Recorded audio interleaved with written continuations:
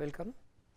We were discussing on link power budget, and on that we have discussed the power part of it, that is signal power, how it is transmitted, how much it is received, what are the losses, and then we have also briefly discussed about the noise, how it is generated and in the components, and that how that noise figure and noise temperature is defined, and in a cascaded system how it can calculate it, and the receiver noise temperature and noise figure, how it can be calculated.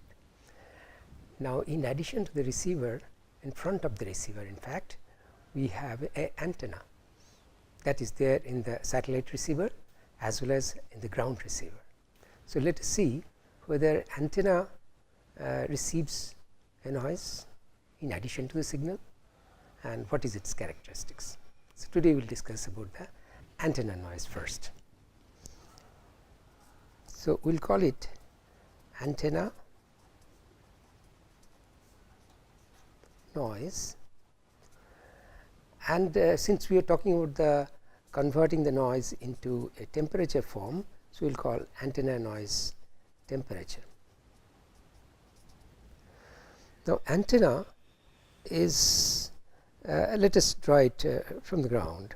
So, this is an antenna which is on the ground, and it has a beam which is like this, and we have seen that at the center of the beam, which is bore side, the gain is maximum, and as it deviates from the axis of the maximum gain, the gain slowly falls depending on how the antenna is designed. In this case, I have shown a parabolic reflector antenna. Now, gain is reduced means whatever signal or power it is coming in this direction, antenna output will receive less compared to if it is received at the on axis maximum gain. So, the noise when it is looking towards the, let us say ground antenna is looking towards the sky, the other objects are radiating from the sky, noise is coming like this, noise is coming from here, noise is coming from, there are small lobes through which also it receives, and there are nulls in between, that is the antenna characteristics. So, some power is received here, and whichever noise is coming in this direction, it goes into null.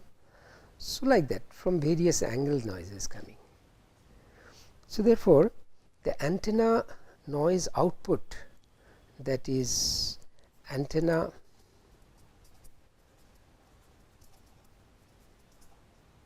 noise output, it depends on the radiation pattern, which is depends on in r theta phi coordinate system, which is depends on azimuth elevation or the phi and theta. So, it output depends on the radiation pattern,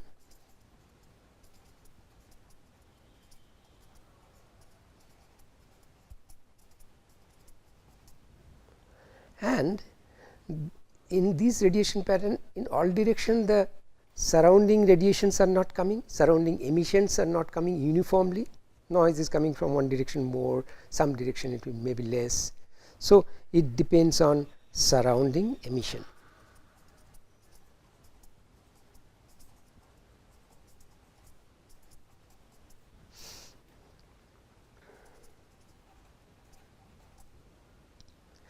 So, the whole thing of this, how much noise is received at this point, can be called as if a resistive noise is appearing. We can call it a effective noise temperature, as we have seen in the other part of the receiver.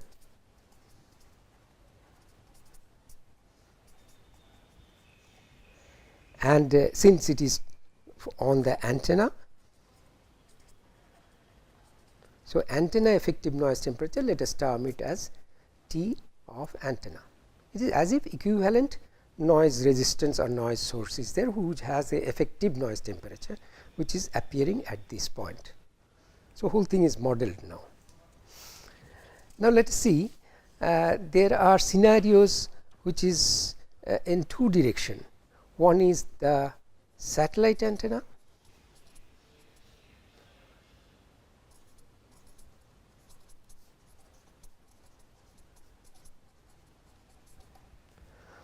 now satellite antenna is let us say this is the satellite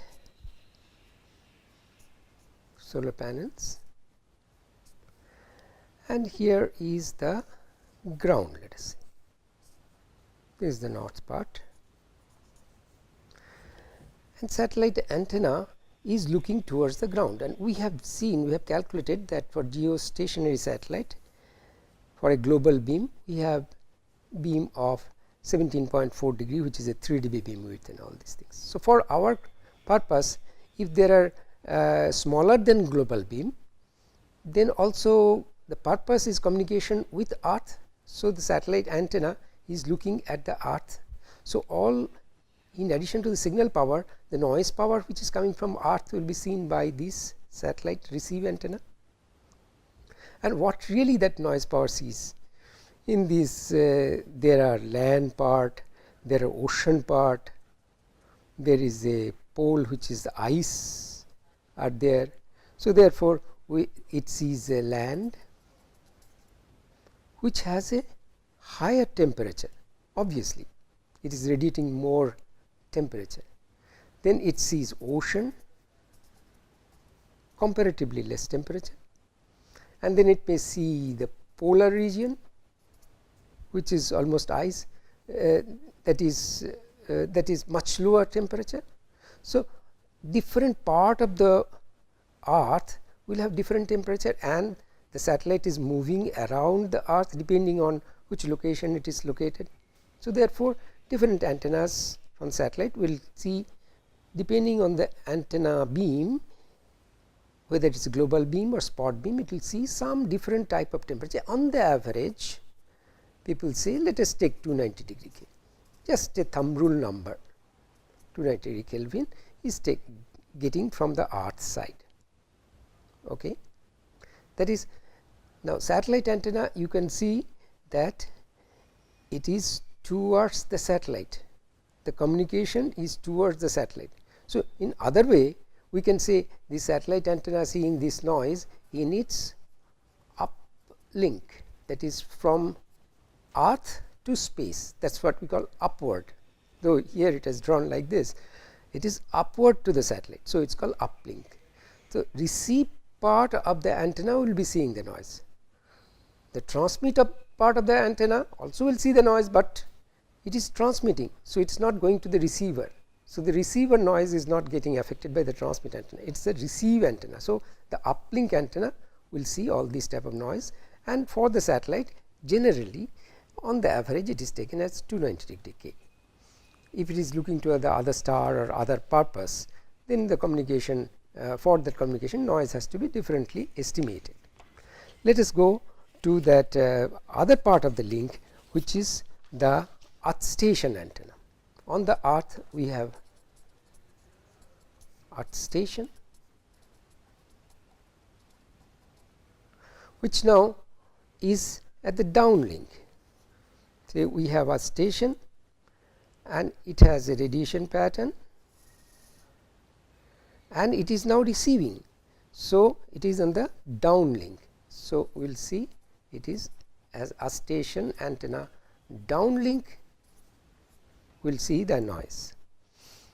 Now, this radiation pattern, there may be side lobes and main lobes, there may be smaller lobes towards the ground also. So, therefore, it will see the noise coming out from the sky, also noise, this is the ground, noise coming from the ground.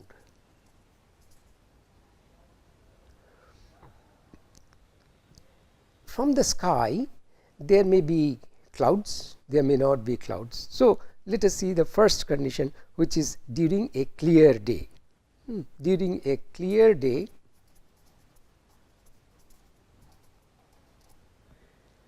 the received noise at the antenna will see towards the sky mostly, which will see the galactic noise, which is all over the sky. You know, enormous number of stars are there. Some of them are visible in clear eye, are not visible in the eye depending on the other light, but the noise is coming. All around stars are there. So, there is a basic galactic noise which is there. In addition, there are noise sources, radio sources and radio noise sources. Major of them nearby is sun, then there is moon. There could be other radio sources which are generating noise, which will be coming. Now, if it falls in the main beam or some part of the beam of the receive antenna, that receive noise will be appearing to the antenna.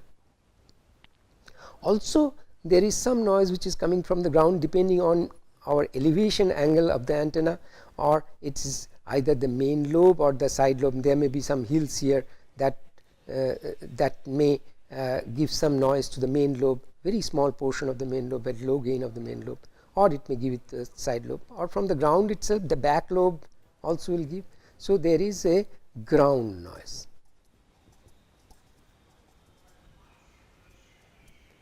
Also, other than the galactic noise and the planetary or other solar noises, there is atmospheric gas present in the atmosphere, which this beam is seeing. So, gas also will generate certain noise, gas noise, oxygen, nitrogen and other hydrometeors, rain, they also generate noise, which is not a clear day, of course. So, all these noises are picked up, and that will be appearing as a noise at the receiver station at the downlink. Right. Now, the sky noise was experimented, and it varies on elevation angle and the frequency in gigahertz, let us say, and let us say this is called the background noise,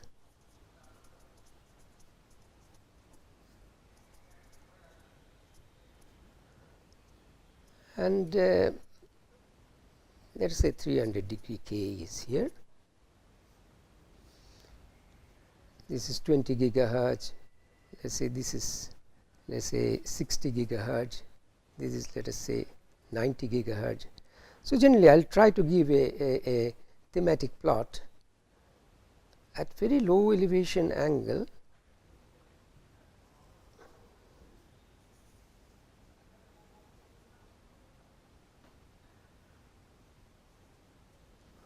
Low elevation angle, let us say theta is equal to 0 degree, just on the horizon. The noise is like this, sky noise, and at a little higher theta, it is like this. Let us say theta is equal to 10 degree. At much higher theta, which is let us say vertically above, it is like this, theta is equal to 90 degree. Now, there are a couple of things that we observe, that as I increase the theta from 0 degree to 90 degree, that is from horizon to the overhead, that is theta is equal to 0 is horizon and theta is equal to 90 degree is overhead. This sky noise is almost 290 degree, 300 degree K is here, almost 290 degree, most of the part of the microwave frequencies. And at low elevation angle, it reaches to very high, that is 290 degree or so. Now, there are also other things, like we are seeing two peaks here. One peak as at peaks, that is the noise peaks at around 20 gigahertz, there is a peak. This is due to the H2O molecules, that is water vapor, that generates some type of noise. And also we see other peak at 60 gigahertz, at around 60 gigahertz we get another peak, which is due to oxygen molecules.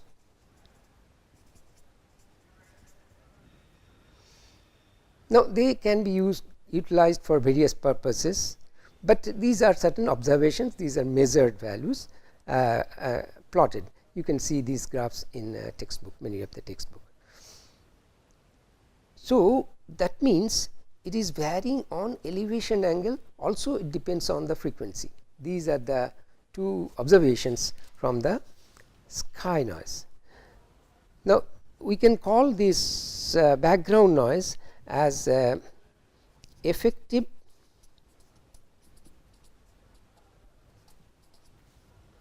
brightness temperature. It is bright, so called brightness temperature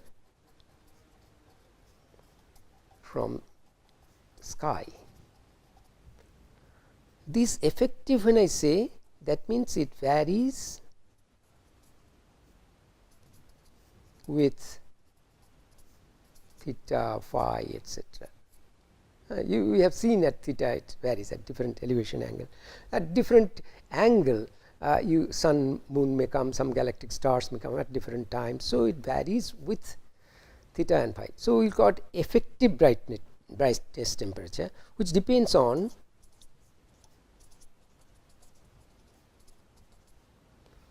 one is spatial distribution,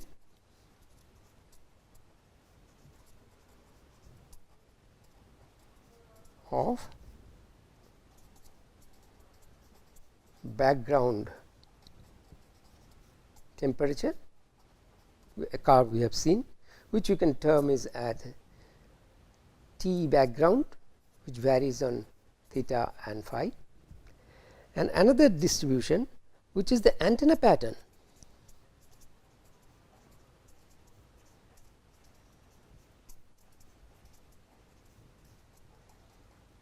That is the radiation pattern, we can say, which we know directive gain d depends on theta and phi, which direction it is.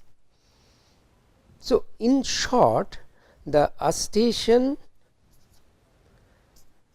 antenna temperature depends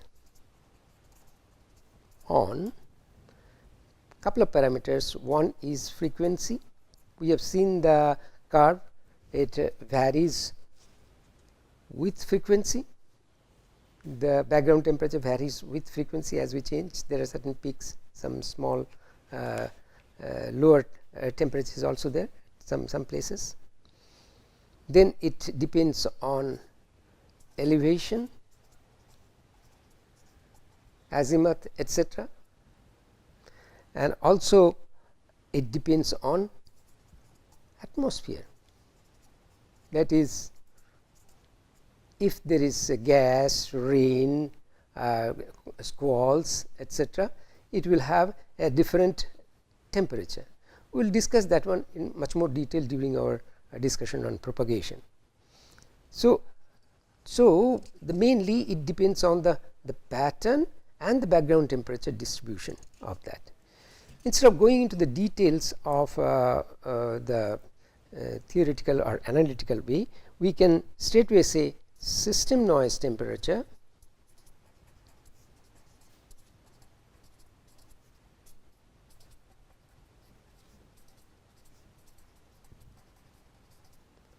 of a receive system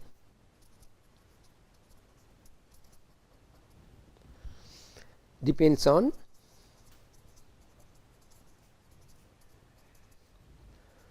receive antenna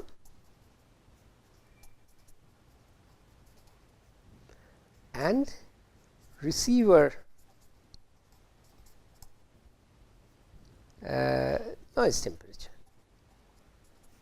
We have learned this one earlier periods, that receiver effective noise temperature.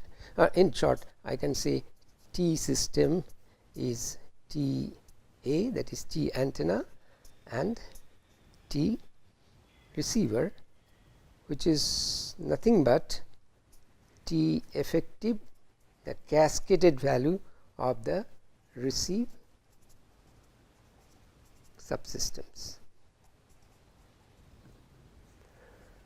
So, that is about the received noise temperature, and from the, as we see on the antenna side and from the receiver side put together, we have seen that how the system noise temperature that appears. So, we have discussed till now the power, signal power and the noise power. Now, let us see that quality of service, what we are looking for, that depends on what we know: signal power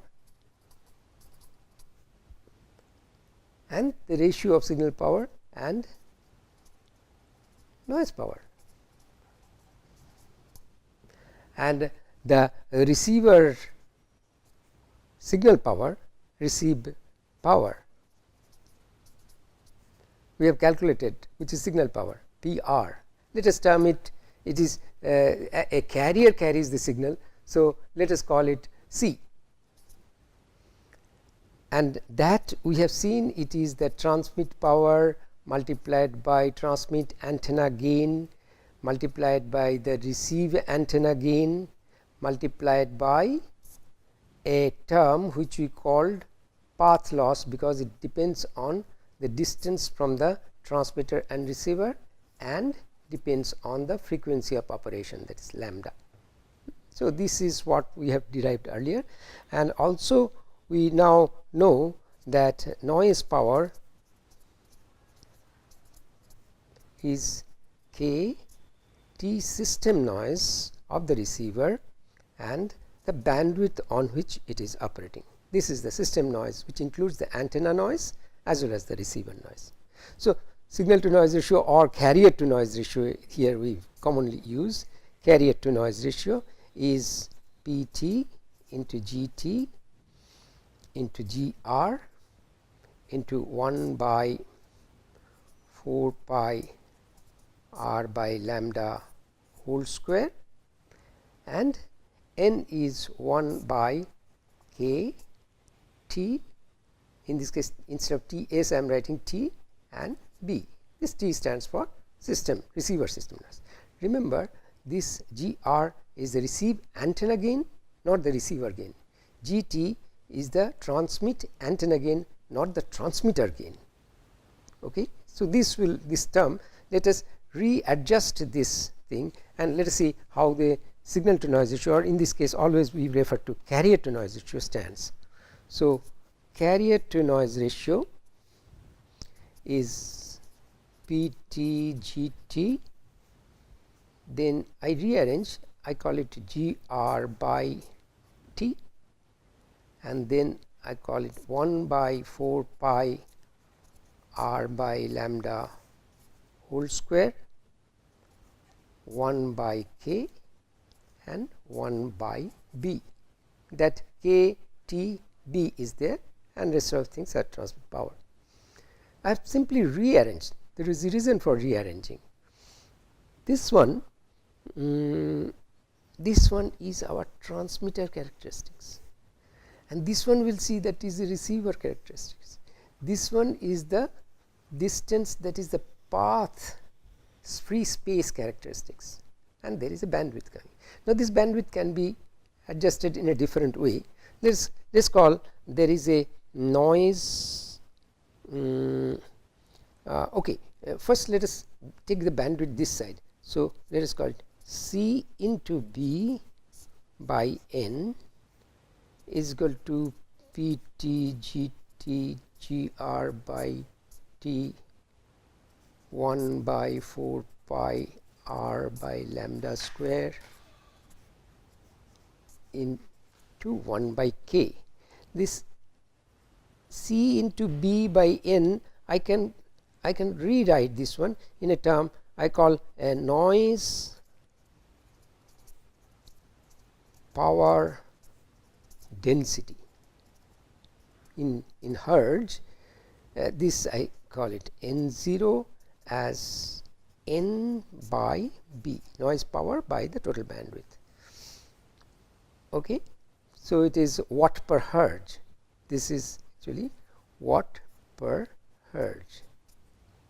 Then let us rewrite and let us see how does it look like.